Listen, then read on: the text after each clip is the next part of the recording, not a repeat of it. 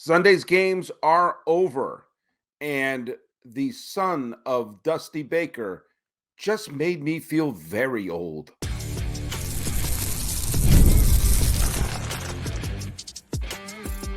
You are Locked On MLB, your daily MLB podcast, part of the Locked On Podcast Network, your team every day. Hello, baseball fans, and welcome to Locked On MLB, part of the Locked On Podcast Network, where it's your team every day. This is the daily podcast. We talk about all of Major League Baseball. I am your host, Paul Francis Sullivan. If you don't believe me, there's my lower third. You can call me Sully. Today's episode is brought to you by our good friends over at FanDuel. Now through September 22nd, all FanDuel customers can bet $5 and get a 3-week free trial of NFL Sunday Ticket from YouTube and YouTube TV.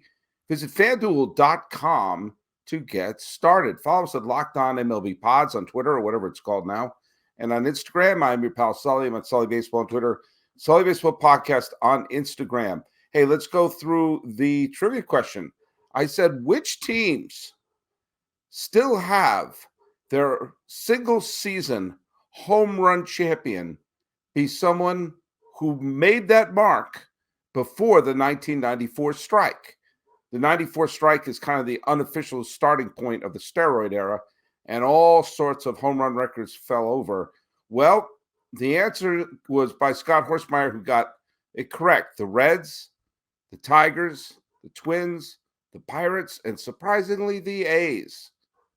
And I can remember that it was George Foster still has the single season home run record for the Reds.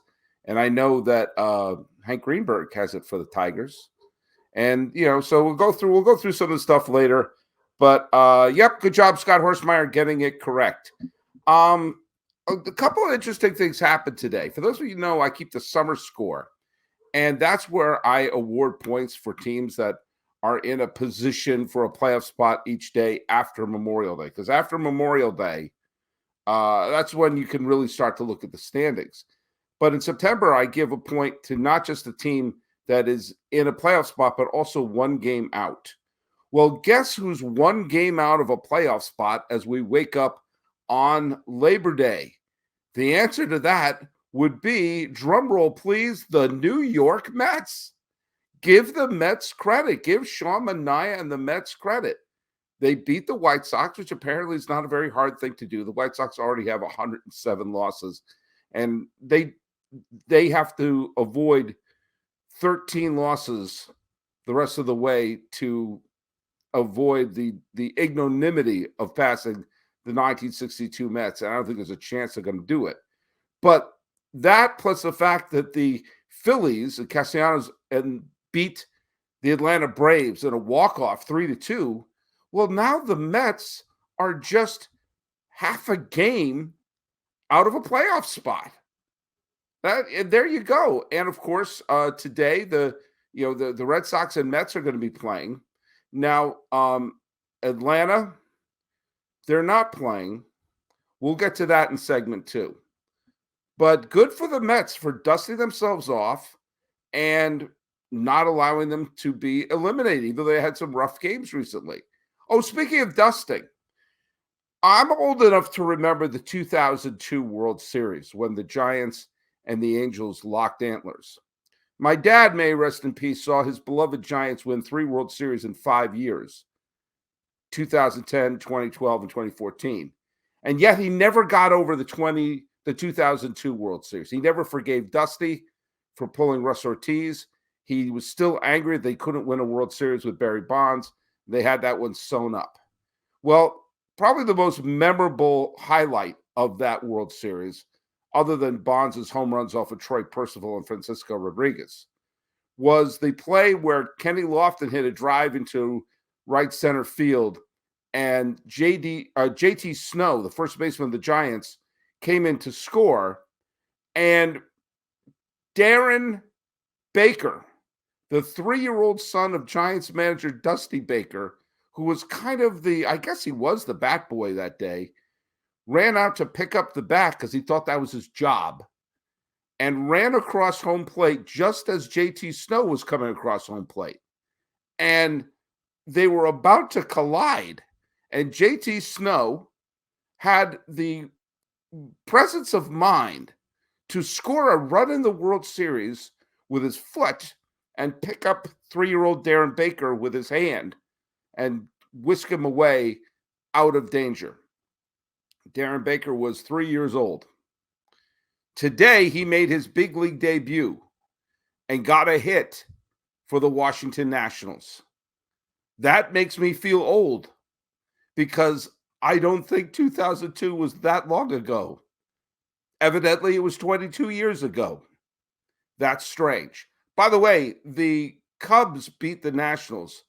Yes, we know that Darren Baker made his big league debut with the Nationals and got a hit in his first ever game.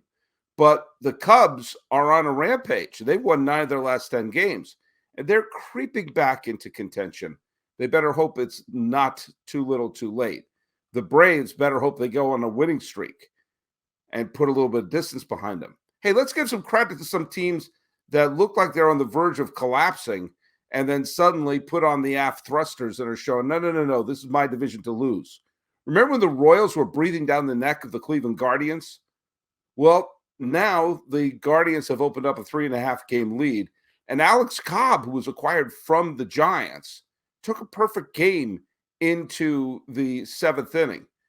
By the way, also remember how the Astros, they flipped the 10-game deficit to Seattle to a 5-game lead, but Seattle started chipping away.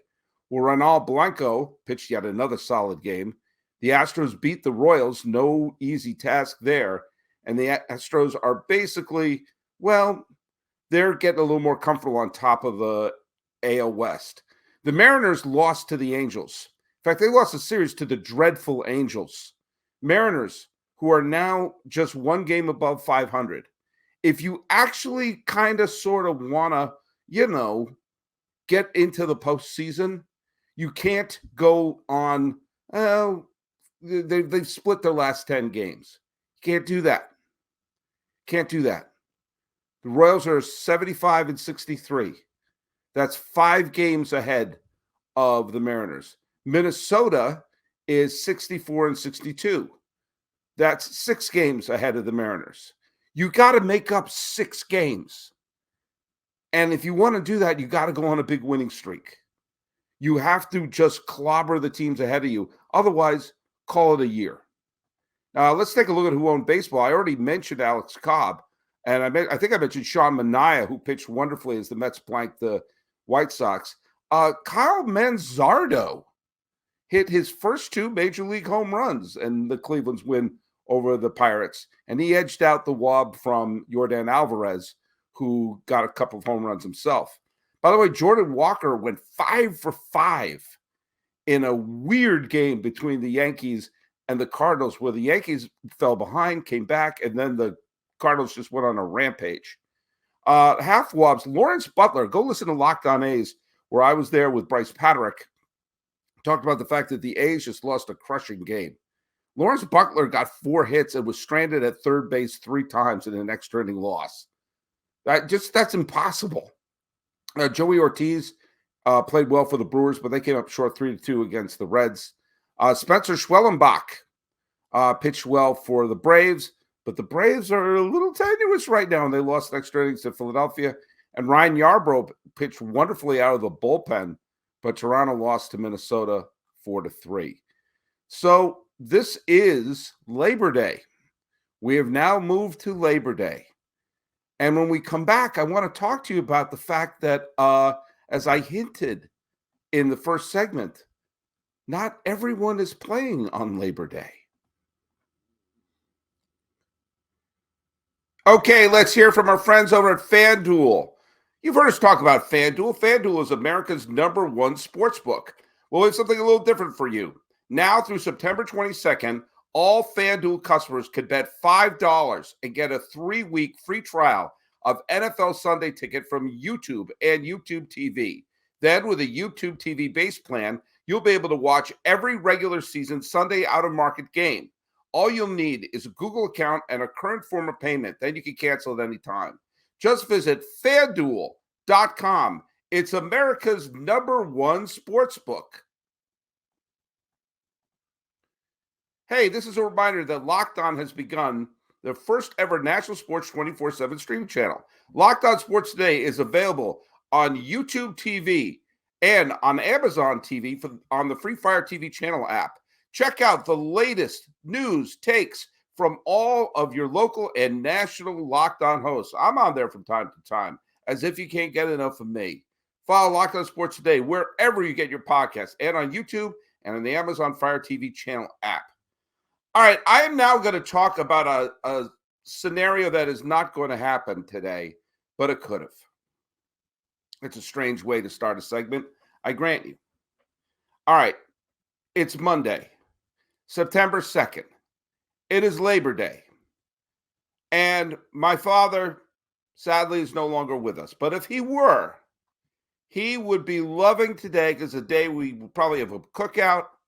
We'll enjoy having some friends and family over, and he will turn on the San Francisco Giants game because my dad was the biggest Giants fan you'll ever meet. My mom, who's listening to my words right now, is probably going to have people over, and some point in the afternoon, she'll turn the TV on and flip around and say, "Where the heck is the Giants game?" Well, let me help you, Mom, and let me help you the spirit of my dad. It's Labor Day. And the Giants aren't playing. And they're not the only team that's not playing. But that's the one that hit close to home, literally. I can just picture my father flipping around on the remote going, "Jesus, where the hell is the game?" And I guarantee you, if my mom wasn't listening to this right now, she and Dolph and Josh and Julie and everyone over at the house would be flipping around. Well, maybe it's on Roku. Maybe it's on Apple TV. No, it doesn't exist. Much like the Loch Ness Monster, it doesn't exist. Spoiler alert, that picture was fake. There is no dinosaur in Scotland. I digress. I've always loved the Loch Ness Monster. The Giants are idle. Several other teams are idle. Not playing today. Down the 5 from where I'm sitting right now. The Angels, are they playing today? No. That's probably best. But how could this happen? I've talked about this a couple of times a year. There are things that you could do in the schedule that I know are possible. The Red Sox are always home on Patriots Day, the day of the Boston Marathon. We all know what Patriots Day is, sadly, because what happened in 2013. I think more people realize how special Patriots Day is to Boston fans. But they're there every year. And I said this before. I think I said this on Memorial Day. Maybe I said on the 4th. But it blows my mind every time. 3 times during the year. 3 times during the year, you can have every damn team play. A doubleheader. Memorial Day. 4th of July, Labor Day. Those are 3 days of the summer when you bookend the summer. I understand the seasons have to do with the rotations and everything. I understand that it doesn't perfectly line up with actually the summer solstice is this and the autumnal equinox is that. Stop it. Psychologically, summer begins at Memorial Day and ends on Labor Day. And the unofficial midway point is the 4th of July. Either way, those are 3 holidays. Those are 3 holidays that most people have off. And baseball should, I don't know, maybe I'm crazy, take advantage of the days that most people in the country have off. On a summer day, what are you going to do with the summertime? What are the key things you do in the summertime? Go to the beach, having a cookout, go to the movies, and go and see a baseball game. And if your team's not playing at home, you have the game on the TV, you have the game on the radio or whatnot. Should be playing 2. Every team should be playing 2. Those are 3 days of the week where you chop off 6 games of the schedule. I think this season goes too long. Not that I don't love baseball. I think the evidence shows that I kind of enjoy the game. I think we should go back to the 154 game schedule, especially since we have expanded playoffs. The 162 game gauntlet worked great to make sure when only 4 teams got in the playoffs, that if it became a crapshoot, which it oftentimes does, you make sure with a few exceptions here and there, I'm looking at you 1987 Blue Jays, that chances are all the best teams are going to, have their dance cards punched. But these are the days where you have to make sure that your fan base can turn on a game. You're trying to build this sport. You're trying to build it to the point where people can watch it, have it be more convenient to watch. You spread the games all over creation, so you have to make sure, is this game blacked out? Is this game on Roku? Is this game on Apple TV? I know I've said this before, I'll say it again. Here's a sentence that's never been said by anyone. Oh, the game's on Apple TV. Great. I've said that there should be a premium that you have on the MLB app, that it's just always there.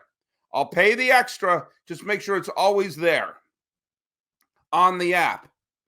Sully, if you got a VPN, you won't have any blackouts. Great. Guess what a lot of baseball fans don't know how to do? Download a VPN. I know, I barely even know what that means. And I'm seeking out the games. When you put up barriers to say, hey, in order to watch this, you have to do these additional steps. Screw it. I've already subscribed to Netflix. Bam. Sure, I'm already subscribed to this. I'm already watching that. We're all behind on shows. I just finished Better Call Saul. Well, I can't watch the game. Well, if you download a VPN, the hell with it. I'll watch The Bear. And we're all here. Everyone's home today. It's Labor Day.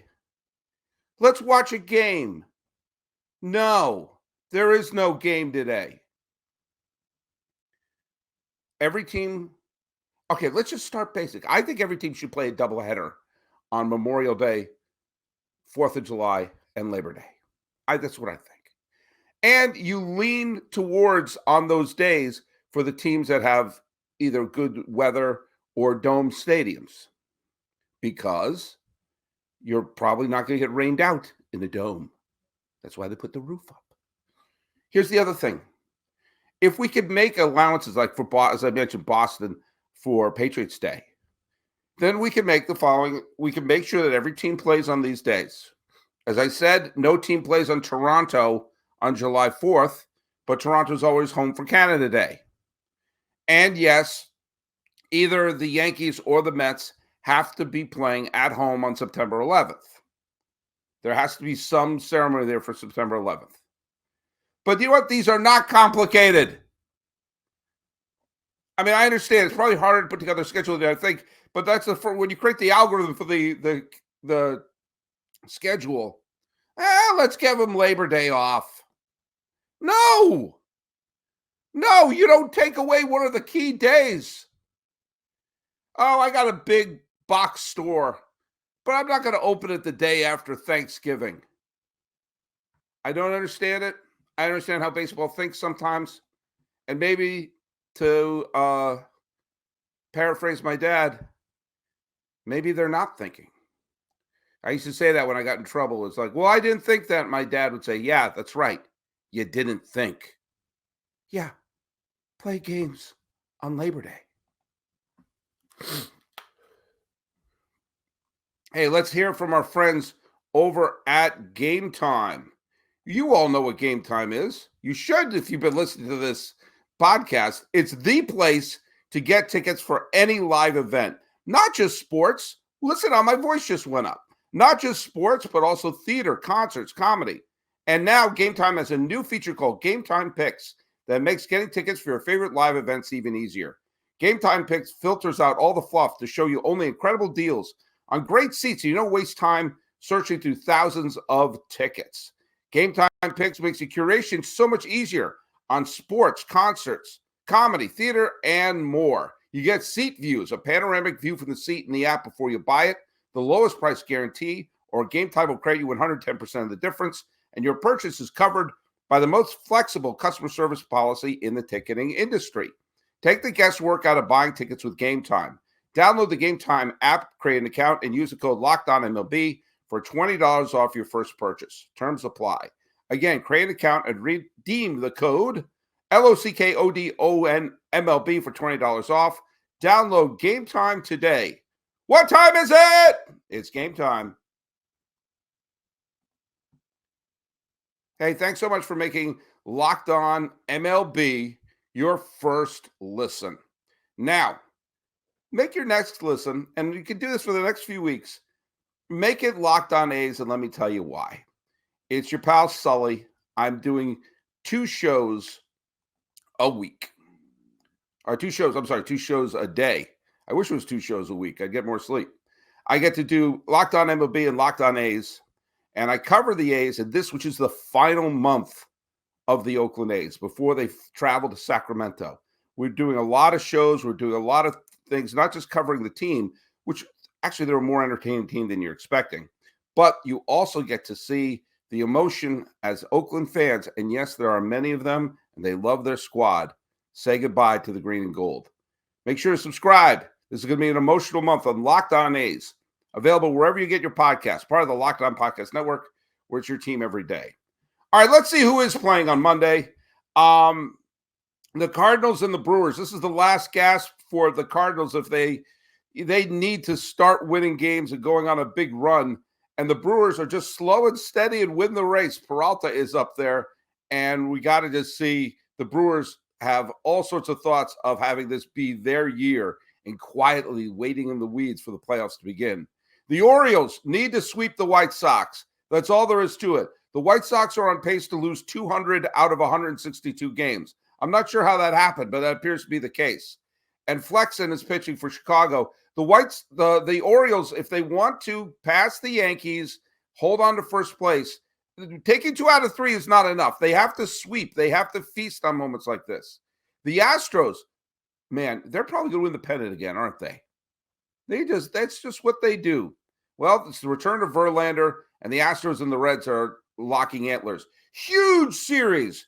Guardians, Royals. The Royals want to win the division. They want to go from 100 loss last year to division winner this year. The Guardians are like, we got to win something here. And Wacha's pitching for Kansas City. It's going to be a tremendous game. Another game which has implications not only for the division, but possibly as a postseason preview is the Dodgers and the Diamondbacks. Few teams have played as well as the Diamondbacks. The Dodgers, who already have clinched a winning record, are eyeing yet another division title, but they have to go far. Otherwise, yikes. A rematch of the 1984 World Series is going on as the Tigers and Padres are going to lock antlers. Tigers want to finish this year with a winning record. Have that be a big improvement. The Padres, they want to win the World Series. Goals. The Twins are trying to right the ship, and they're playing Tampa Bay. Tampa Bay is such a strange team. A lot of talent on the team, but they did sell because they kind of said, you know what? We're not going to win this year, so let's pick up some spare parts. The Twins could be very dangerous in this short series, but they haven't just had everything click the way they should. Hey, check out Locked On A's. You'll hear me talk about the Mariners and the A's. The Mariners are such a bizarre team, and I'll talk about them a little bit on tomorrow's show. But if they made the playoffs, I would pick them to win the pennant. But they may not make the playoffs. That's weird. The A's are marching to try to avoid a 100-loss season. The Red Sox and Mets, this would have been a phenomenal series in 1986 or just a couple of years ago. Red Sox are on the periphery. They have to have a dynamic September, kind of like the Cardinals did a few years ago. The Mets, remember when everyone gave me crap about saying they should have been sellers? Are they a playoff team? Is it Labor Day? The Pirates and Cubs are trying to figure out who is the bigger underachiever. And the Yankees are going to Texas to play the World Series champions. And the Yankees, they're going to hand the ball to Cole, who, while not a Cy Young Award winner, is still darn good. All right. And today's trivia question is this.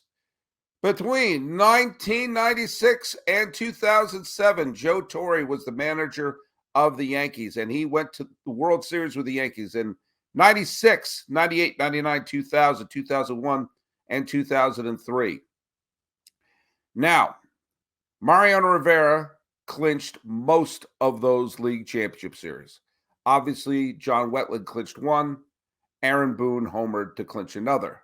But there was one league championship series under Joe Torre that was not clinched. The final pitcher on the mound was not Rivera, was not Wetland, and was not an Aaron Boone walk-off homer.